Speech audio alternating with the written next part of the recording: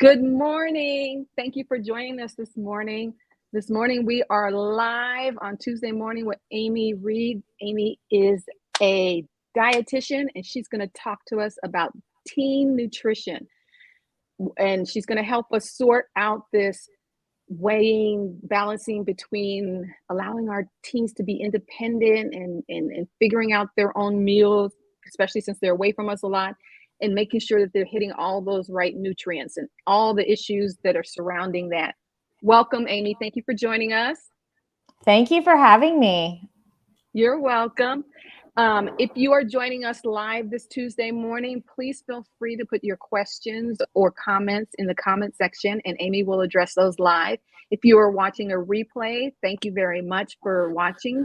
Amy won't be available to answer your questions, but please feel free to put comments in the comment section because a lot of people watch replays and you can interact with them that way. Okay, Amy. There's a lot going on here. We've got weight concerns, junk food, high cholesterol, nutrition, all this stuff. And I don't even know where to begin, but I know that we need to begin with you telling us a little bit about yourself and your work. So why don't we start there? So I'm a dietitian. I'm based in Cincinnati, Ohio. I work at Cincinnati Children's Hospital, but I'm also a spokesperson for the Academy of Nutrition and Dietetics. And one of my areas of expertise is adolescent nutrition. I have been a pediatric dietitian for 23 years, and that includes adolescents. So that's a little bit about me. And I have a husband and 2 boys, and we like to be active. We like to go on vacation. So yay, we're back to vacationing. When we did our pregame, we wanted to figure out where to begin because there really is a lot. I know I said it tongue in cheek, but there is a lot. So we decided we'll begin with the dietary guidelines. So tell us a little bit about that. So the U.S. dietary guidelines, they are revised or updated every 5 years. And it's basically a collaboration between the U.S. Department of Health and Human Services and the United States Department of Agriculture.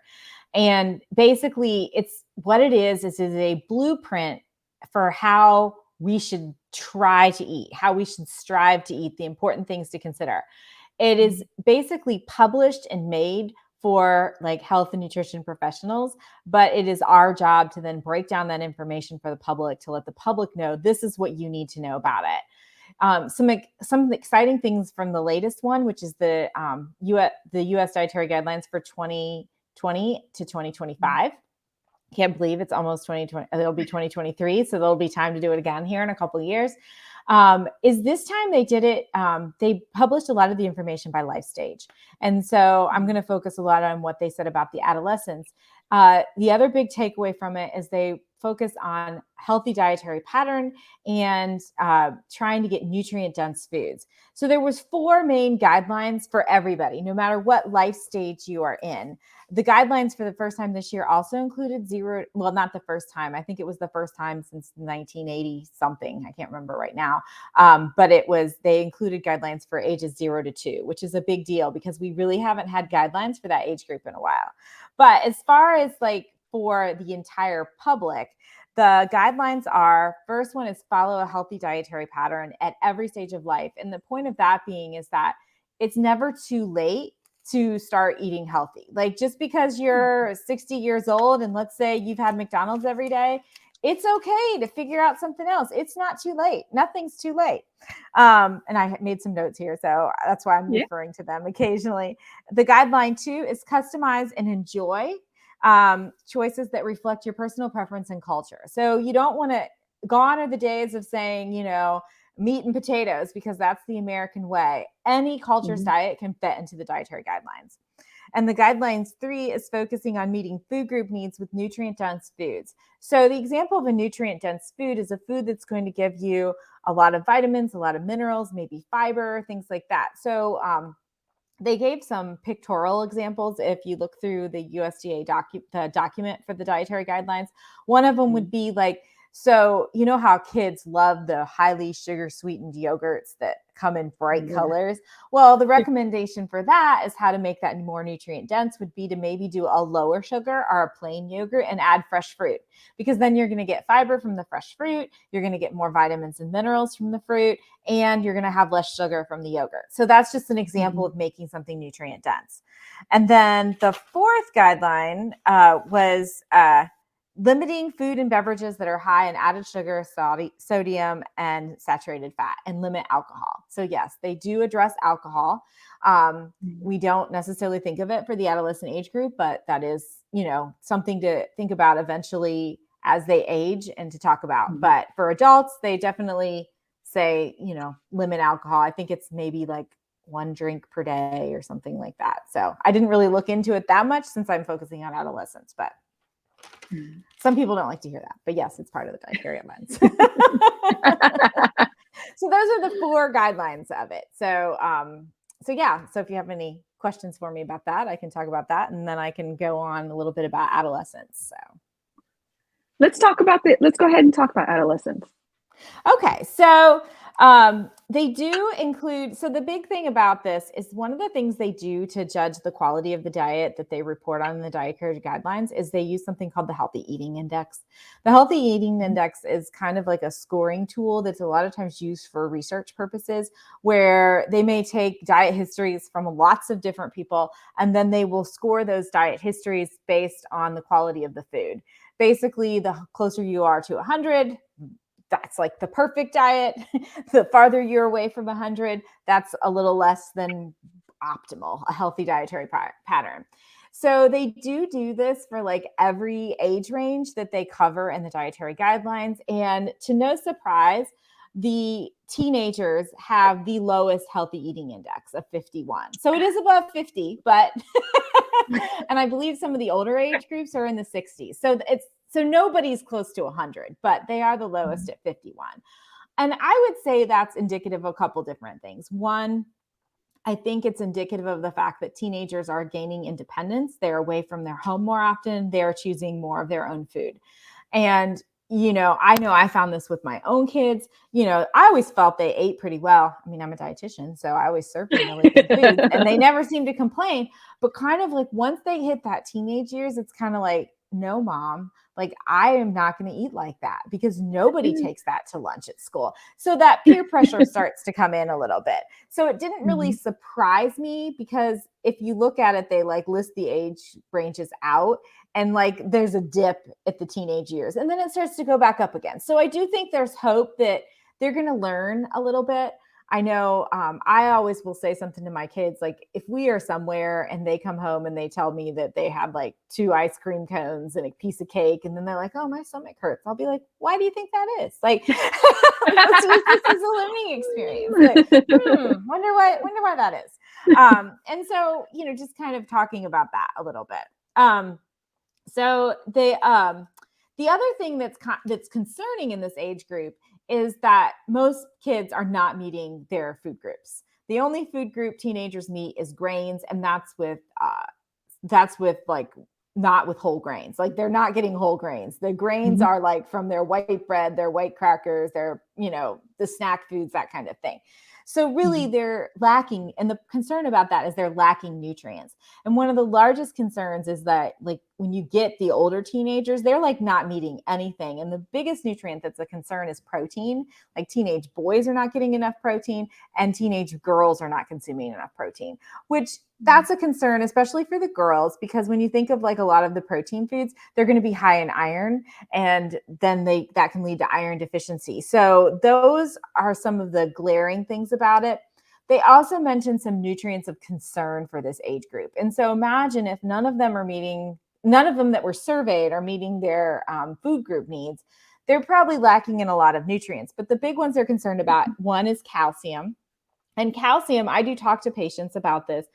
I always say when I'm talking to a teenager, I'm like, this is the time in your life where you can actually put it in your bank. I was like, you got to think of your bones like a bank, that you can only make deposits when you're young. And then once you get like in your mid 20s or maybe early 30s, all of a sudden that bank is shut and you can't put any more savings in there. Like that, what you've got is what you have. So that's why you need to eat, some of the dairy products or the dairy alternative products, or some of the greens that are higher in calcium, or looking for calcium fortified foods, or even taking a supplement, because this is the only time in your life you're going to be able to bank it.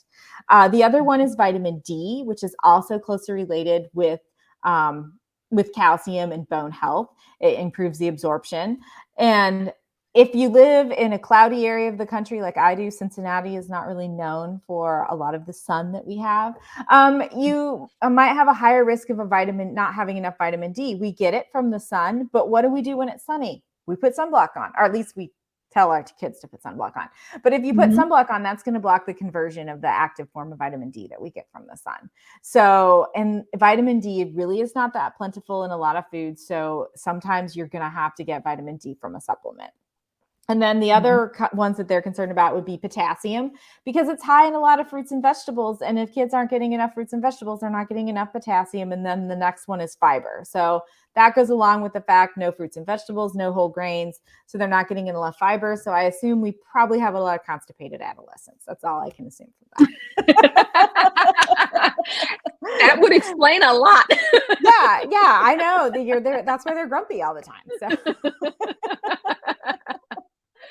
that's kind of the synopsis of the dietary guidelines for teens in that age group. So, okay, we have Lori says she loves your idea of putting it in the bank. She's going to use it. Me too, Lori. I wrote it down. I was like, I love that. And the other thing that really helps with bone health is being weight bearing. So like, even, like we want them to take calcium rich foods, and we want them to have the adequate vitamin D. But the other thing we want them to do is be active, because that really helps with your bone development as well.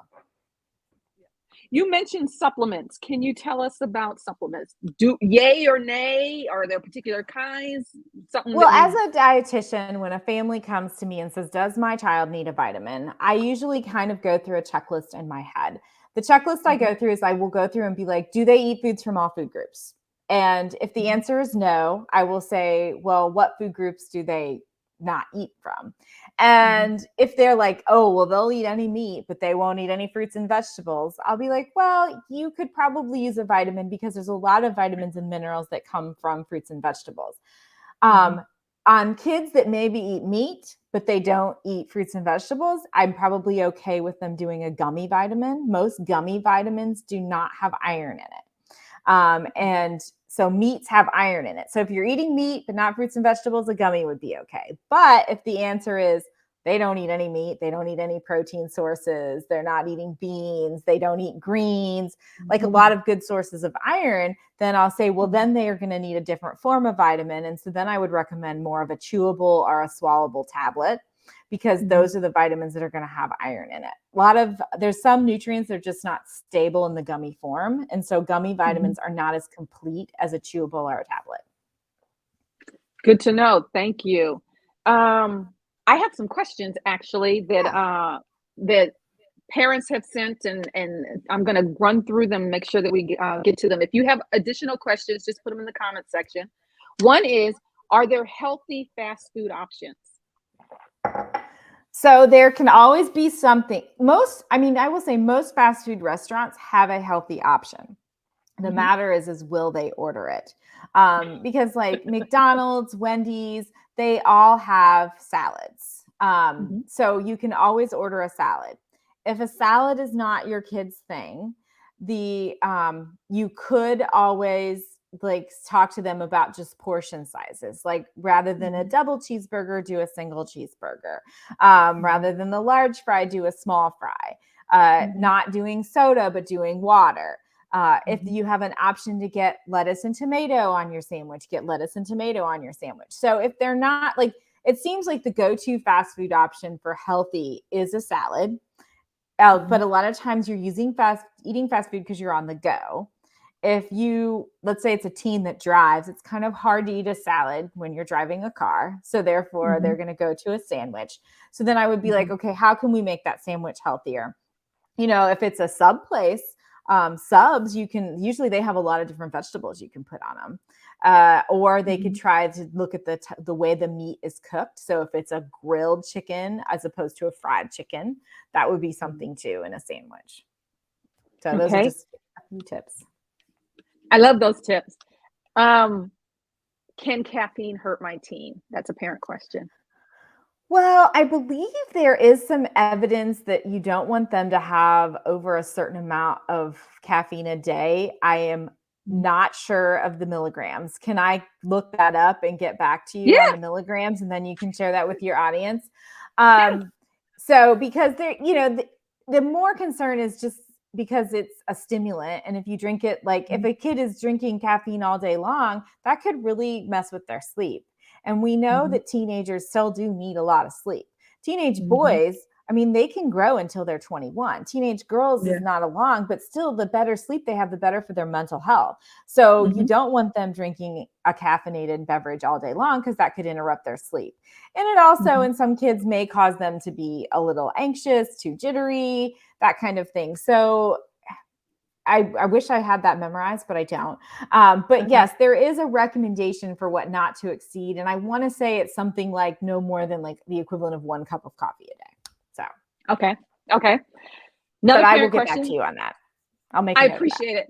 Thank you. Do teens who participate in sports need to consume more calories, and what should their intake be? Well, I think that depends on the sport that they're in. So, if it's a sport where it's a really active sport, then yes, their calorie intake is going to have to be significantly more than someone else. So my son is a swimmer. He burns through calories like nobody's business. But if he was like, let's say in a sport where maybe he was not as active, like swimming, if you're practicing, you are constantly active in a practice. Some sports, there's a little bit more standing around. And I'm not to say that doesn't mean they need increased needs, but it's not increased needs like a highly active athlete. And I think it all depends on the kid too. Like if you have a child that has a tendency to be a little bit on the underweight side, then they might need to have a little bit more calories no matter what sport they're playing. But if your child maybe is a child that lives in a larger body and the sport they play isn't an super active sport, then I don't think you need to necessarily be like, overloading them with calories. Jessica, who is Your Teen editor and works behind the scenes, is amazing. And she has found for us, experts recommend teens get no more than 100 milligrams of caffeine a day, about 1 cup of coffee or 2 caffeinated sodas. I knew the 1 cup of coffee was in there. So yes. So probably if they're drinking 2 Starbucks a day, that's probably too much. Because most kids gravitate towards that type of drink, whether it's that brand or another brand. So,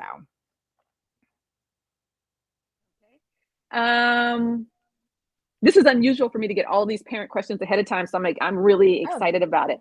But I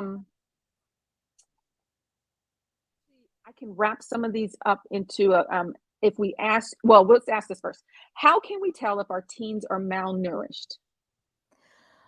Well, first I would say talk to your primary care provider because your teens should still be charted on a growth chart. We can use growth charts until they're the age of 20. So if they're under 20, they can be on a growth chart. The things clinically that I look for malnutrition when I'm seeing patients, we look at their weight and their height, how appropriate their weight is for their height, what their BMI is. If the BMI is typically less than the 5th percentile, that qualifies as some degree of malnutrition, depending on the history. If that's always where that kid has been, then I wouldn't call them malnourished because it's kind of like always where their curve has been, like they've never varied off of it. There's other supporting evidence that you can look at. One would be looking at their physical exam. So do you see, are there bones protruding, ribs protruding? Like, is it a chronic thing? Is that kind of always how they look, or is this new? Because there's 2 types of malnutrition. One is chronic and one is acute. Chronic is where you have a child that may chronically not be getting adequate nutrition. And typically with that, you're going to see a point where their height does not continue to track at the same level as it always has been. So if your height had been at the 10th, all of a sudden it's going to drop. And that's usually that can be a sign or a symptom of long-term malnutrition. The acute malnutrition, you're going to see more of an acute drop in weight. So that's what you would look for. But I know a lot of times I would have families come because their kids had very limited diets and they would be like, they're malnourished. And I would do a full physical exam, look at the history. And a lot of times I could say, they're not malnourished. Are they not getting the nutrients they need? Yes, but I would not call them malnourished as being underweight at that point in time. So the other thing is, if you're concerned about it, you could always ask your primary care provider for a referral to a registered dietitian that works with adolescents. And you can find that on the eatright.org website. If you go under Ask the Find an Expert, so you could find a dietitian in your area. Great. Thank you. This is all good information. We opened with the fact that teens are increasingly independent. And part of that, which we seldom discuss, is their eating becomes more independent. Either they just refuse to eat certain things or they're just away from us, right? So we're not making all 3 meals and 2 snacks a day for them like we used to. So how do parents balance allowing them to make food choices and ensuring that they have receive healthy nutrition? Well, I would say one of the big things families can do is really make an attempt to do family meals, because a lot of times as kids get older, I know it's hard because I have 2 teen boys. It's hard to keep that family meal, but I would try to do it as much as possible. Evidence show that families that eat meals together, the kids have a higher intake of fruits and vegetables. They have a better variety, overall better mental health because they're sitting down with their family every night. So there's a lot of healthy benefits to eating together as a family that are not related to nutrition, but it definitely does improve nutrition quality. So I would say eating as a family. And then when you're in charge of feeding them, I would be offering them the food you want them to eat. So, if you're like, I know they went out to eat with friends, well, then I'm going to make sure the dinner tonight is something a little bit more well-rounded, because they probably didn't get that when they went out with friends. Sneak it in if you have to. Let's talk about marketing and media influence on teen and their dietary habits. They're bombarded with images of weight stigmas and concerns and body image. How does that factor, and what can we be doing at home to help counter the negativity associated with it? Well, I think one is kind of being aware of what your child is looking at on social media. And whether that's kind of, you can always peer over their shoulder or just simply asking them, how that's coming up. Another thing is making sure you're modeling a healthy body image for your child. Like, I have had clients that I have worked with where the mom or the dad would come in and say, oh, we're on a diet. And the child that I would be working with is the same size as the parents.